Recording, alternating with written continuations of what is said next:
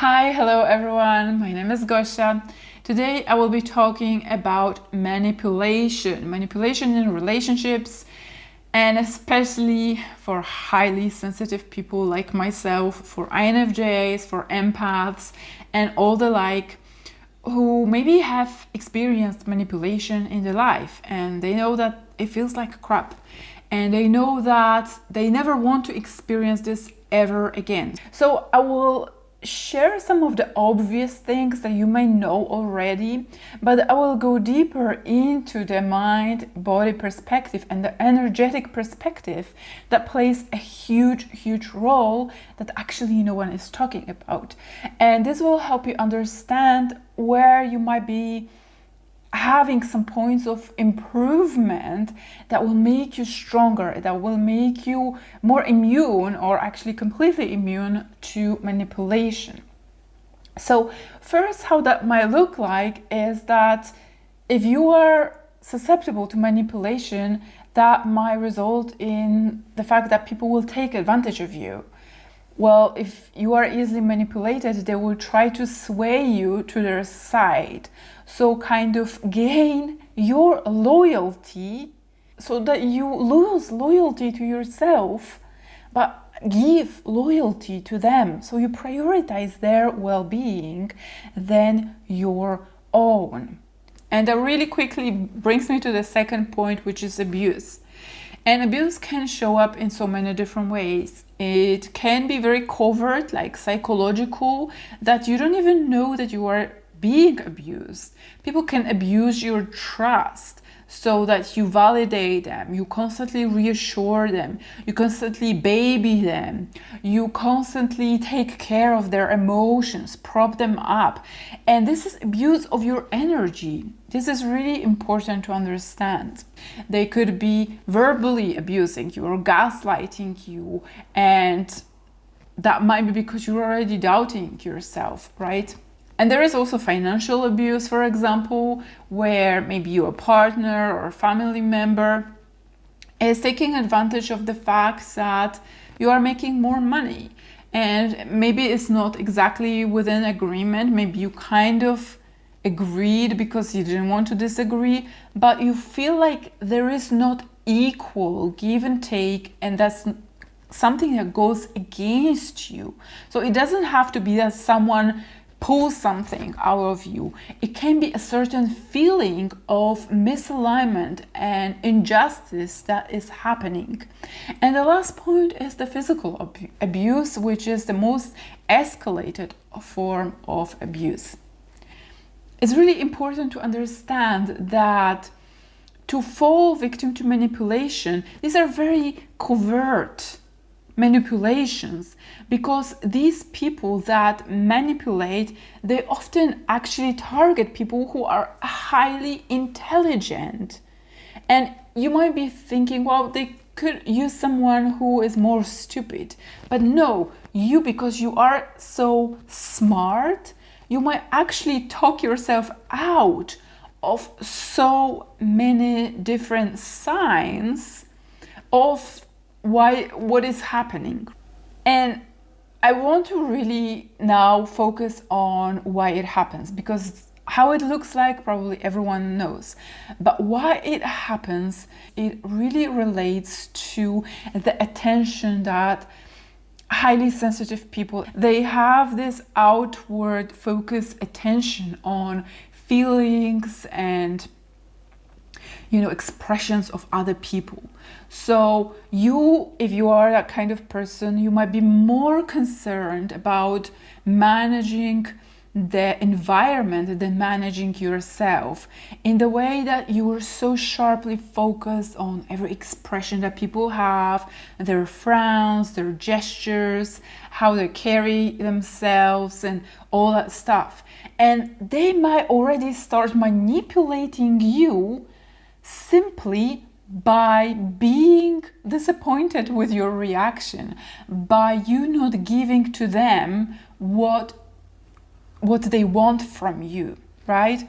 So it might really play to your gut feeling of discomfort that you're then able to sway from being anchored to yourself to alleviate that discomfort very quickly by giving power to these people, right? Another reason why you might be susceptible to this manipulation is that delayed reaction to your feelings. Basically, when people like us, by default, not by default, by very early on, we are shaped this way, but by default, it later happens that we have that delayed reaction to how we might feel because we're so focused on the other people, right? So you might be so in tune with the environment and scanning, room and how everyone is feeling, if they're comfortable, if there is no disagreement, if there is no disharmony, that being so preoccupied with the external environment takes away the attention from you. You can only have attention in one place, and if you have attention on them and so acutely, then you have zero attention within yourself. And what it means, you don't have that spotlight on your feelings and you have no access to how you feel. And by extension, if you don't have access to how you feel, you lose access to the awareness of what you need, what you desire, right? What might be feeling off intuitively because you are so disembodied. Your attention is out there. It's not on you, it's on someone else. So these are actually 2 points. You are having that delayed reaction because you are detached from your feelings. So if you are not in touch with your feelings, you will have that delayed reaction. And it may be that only you will figure out later that something was off and someone was actually manipulating or, just trying to make a fool out of you. And for example, INFJs can see through people so well. And many highly sensitive people can see through people so well, and they can see through all bullshit, even though they're pretending, they're playing, which is what manipulators tend to do.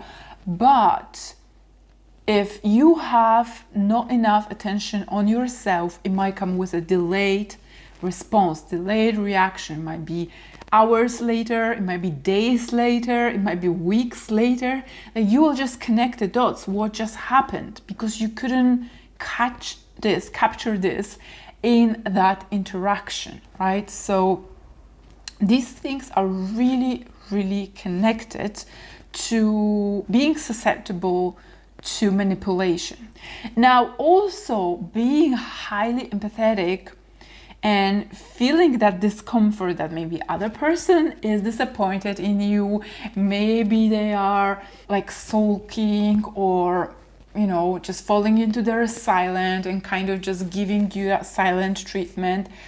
You might be even more getting into the next reason why people like us are susceptible to manipulation, which is prioritizing other people's needs. People like us generally come to this world with, generally, we don't have any boundaries to start with. We have to develop these boundaries as we go through our childhood. And highly sensitive people never really develop these boundaries because they never fully developed their ego. Their ego is not fully defined. I talk about this in many videos. It's really an energetic thing. And when this happens, basically you can't hold on to your truth. And there is this kind of fluid boundary. Right? Well, there is no boundary, but there is like this leaky kind of more or less I'm here and more or less this person is there kind of boundary that doesn't really exist. And you feel so okay giving and giving and giving because it may feel like a good thing to do. You might feel like you are being nice to other people. It might feel like you are making people happy, and that makes you happy because these boundaries are not existent. So all this me and the other are just kind of fluid and not existent. And in, well, the physical realm that we partly live in, we also live in the realm of unity and the realm of spirituality, but we also live in this physical realm, and this is our curriculum to learn how to navigate this. We have to learn that curriculum. Is really important that we can define ourselves and we know that what is mine is not the other person's. And because we are so deeply connected to the spiritual realm, to the implicit realm, it means like it's really easy to confuse you with another person. That's why you might be prioritizing them, you might be feeling into them, you might be, meeting their needs as opposed to your own, and it's just like really, really confusing. Now, another reason why you might be susceptible to manipulation is that you are very likely insecure. Okay, people like us, when we come to this world, we have to witness the mess that this world has found itself in, and the fact that so many people are quite selfish, and the fact that people run around just concerned with themselves, and they rarely will validate your needs because that would mean they are in the wrong. They rarely will come and try to alleviate your pain or reassure you or make you feel like you are in the right.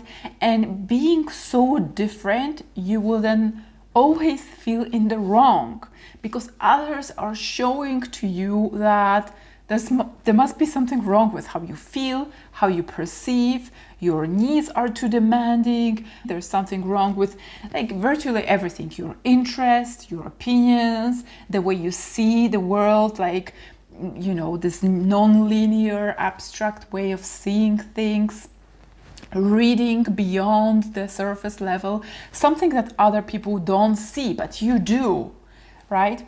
And instead of them like feeling insecure about not seeing what you do, they make you feel insecure that you see more. So it's a little bit crazy that we having more of access to all realms are left with feeling more insecure than other people who are blind to those realms, if you know what I mean. So this point was about insecurity, and if you are insecure, then it's easier to manipulate you because you might not have so much confidence to hold on to your truth because it was invalidated for so long. And here is where I'm getting to that almost the last reason why it's so easy to manipulate you. It is that you can't hold on to your truth in the presence of other people. Maybe you will find yourself to catch your inner truth later or at some point, or when you already feel like it's too late, like you've already had it, like you're about to end that relationship, like you're ready to, I don't know, scream, or you're furious, or something like that, or you just feel so exhausted by being taken advantage of. But for a long time, in those subtle events that lead to feeling exhausted, it's really easy to lose track, not hold on to your truth because you're not anchored within yourself. And all these reasons, when you look at them, they build on the mind-body disconnection. It takes a lot of embodiment to have confidence, to hold on to your truth. If you don't hold on to your truth and embody it into yourself, then you will be swayed and wobbly and easily convinced by others' persuasion when they are confident, right? So this is where you might say gaslighting comes in place, but it doesn't even take that much, because with such weak boundaries, highly sensitive people, empaths, INFJ, so easily hand power and hand control to other people, because they're so agreeable, they're so open, they're so reassuring and validating to everyone else, that you just literally hand it on a silver platter to the other, to the manipulator, to a narcissist or someone like that, while being disconnected and disembodying and just literally emptying yourself from all these, feelings that are steadying for ourselves. And I just really want to say here that it wasn't until I started really getting into the power dynamics at some point of my journey with mind-body connection, mind-body-spirit connection, where I started connecting all those dots. The manipulation and the power struggle outside in the relationships with other people is something we also internalize within ourselves. That's why you might have that inner critic that invalidates you, that tells you that you are wrong, that the other person is right. And we internalize those voices. And that's why it's so easy to hand power to other people and let them manipulate you on a whim. Really, on a whim. It doesn't really take that much, because you're so used to judging yourself, you're so used to invalidating yourself, you're so used to doubting yourself. So all these things that happen in the power dynamics externally are also happening internally.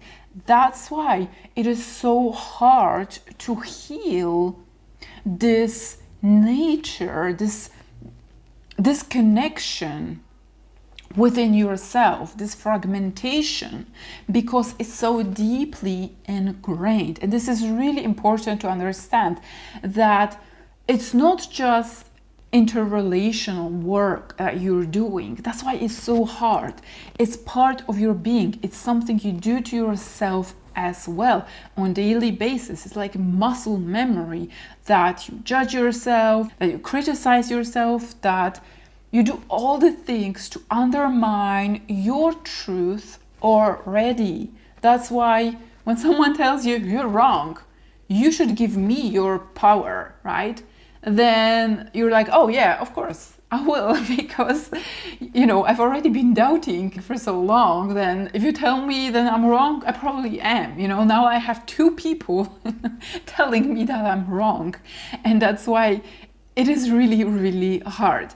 Now, all my work is about reconnecting the mind, the body, and the spirit of especially highly sensitive people, and especially, the INFJs and people like empaths and all the likes.